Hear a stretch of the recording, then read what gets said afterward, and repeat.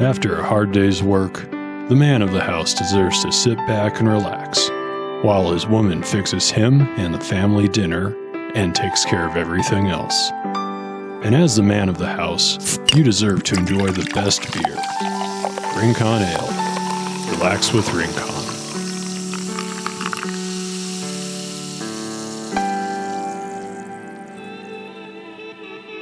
I turned the dial until it gave a satisfying click.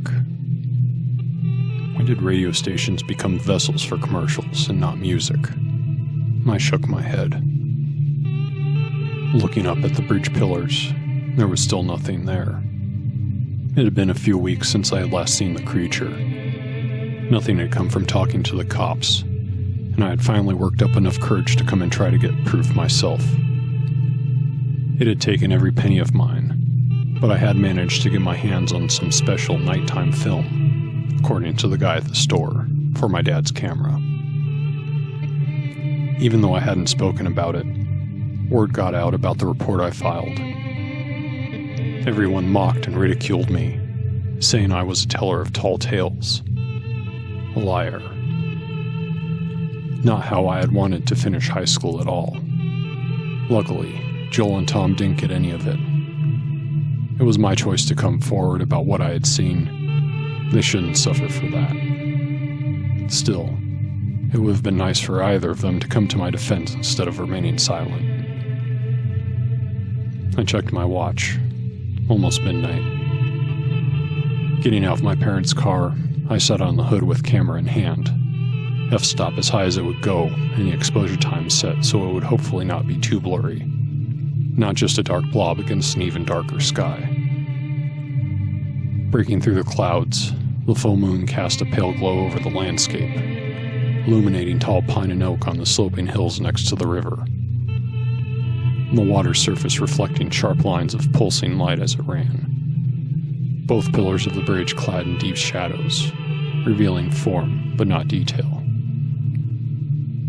Atop the closest pillar, a round, out-of-place figure sat.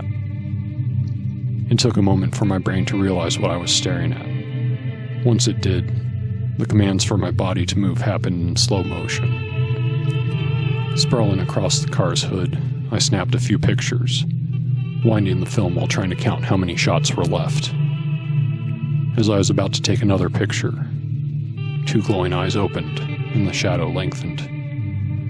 My fingers worked, adjusting the focus, pressing the shutter, then winding. As its wings spread, I lost track of how many times the shutter opened and closed. Same as before, it rose into the sky, wings folding as it dove towards me. Glowing red eyes grew larger as it approached in slow motion. Rolling onto my back, I fell off the car as the creature passed mere feet above. Its wings were thin and leathery, allowing light to pass through. The body covered in dark fur, each limb capped by long, slender fingers. Grasping blindly for the camera, I felt the strap and pulled it to me. Bringing the lens to the creature, it paused in the air and turned to face me. Taking more shots, I wound the film, only to feel no resistance on the lever. A high-pitched, otherworldly screech came from the thing as it dove again. Scrambling to the car, I jumped in, locking the door. The engine turned over agonizingly slow before roaring to life. Back wheels spun, sending the rear of the car around before shooting more or less onto the road. Remembering to turn the lights on, the road and forest lit. With a quick glance in the mirrors, I didn't see it following.